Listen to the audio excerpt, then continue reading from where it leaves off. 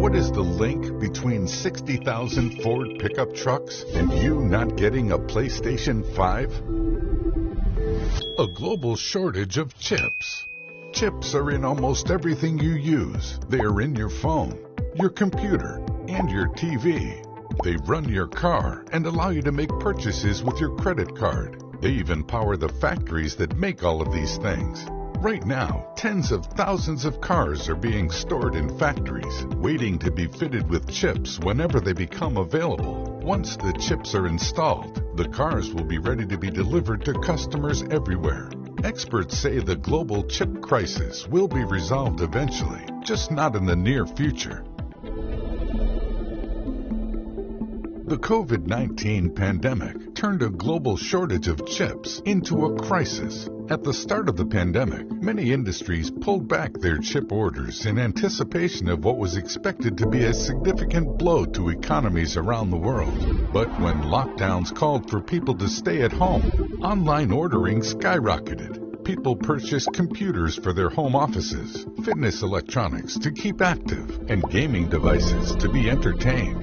The pandemic accelerated the pace of digitalization. Once industries realized the demand for electronics had only stalled temporarily and was now accelerating, they had one tiny problem. There weren't enough chips for new orders. 1 trillion chips are made every year. It takes around 2 months to make a chip, and there aren't a lot of companies that make chips. A silicon wafer such as this one will travel through more than 3,000 steps and dozens of machines before it leaves the plant. Then there's politics and its hand in the global shortage of chips. When the U.S. government placed restrictions on China's biggest chip manufacturer, SMIC, Semiconductor Manufacturing International Corporation, it made it difficult to sell chips to companies with American ties. Companies turned to manufacturing plants such as the Taiwan Semiconductor Manufacturing Company, or TSMC, and Samsung. But these companies were already producing chips at maximum capacity. TSMC makes chips for Sony, Apple, Microsoft, Qualcomm, AMD, NVIDIA, and even chip manufacturing giant Intel.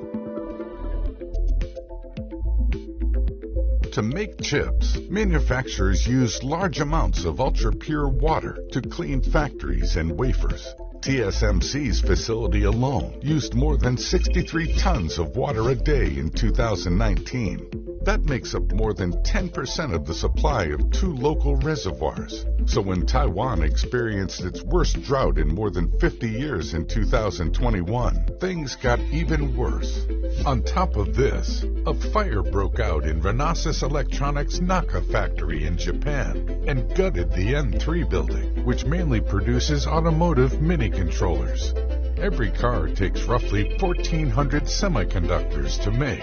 So this fire was a big hit to the automotive industry. More than 95% of its capacity has been restored since its reopening, but the plant has yet to reach previous levels of production.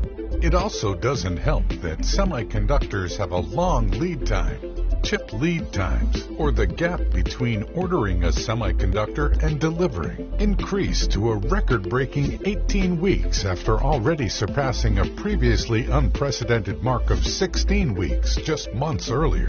And the solution is not simple or cheap, so industries need to tackle this crisis in the near term. Chip shortages are hammering automakers, forcing them into shutdowns and costing them billions of dollars in lost production and sales. Ford, Tesla, BMW, and Daimler are among the companies that have reported difficulties acquiring parts. One of the world's largest automakers, General Motors, said it could lose up to $2 billion because the chip shortage forced it to temporarily shut down some of its plants. Overall, the global automotive industry will produce 4 million fewer vehicles than planned and lose roughly $110 billion in sales. If you are hoping to secure a gaming console or high-end graphic cards, you may have to wait until 2023. Supplies are limited, and demand for high-ticket items is as widespread as ever.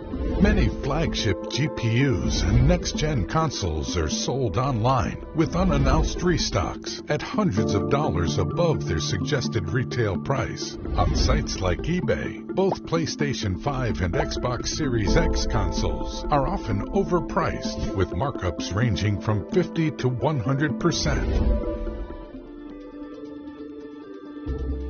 Some companies dependent on supply are battling the shortage by swapping puzzle pieces. Tesla had to rewrite its own vehicle software to support alternative chips and survive the shortage. This has helped Tesla maintain high levels of production and deliver hundreds of thousands of vehicles to customers. But other companies have not been so lucky.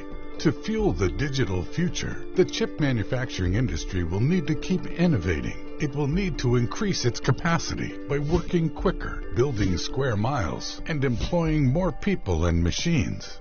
Until then, for the sake of our sanity, let's try not to sit by our laptops hitting refresh to see when that PS5 will finally be restocked. Keep our expectations low as we await the release of a new iPhone and hope that the lingering effects of the pandemic finally fade away.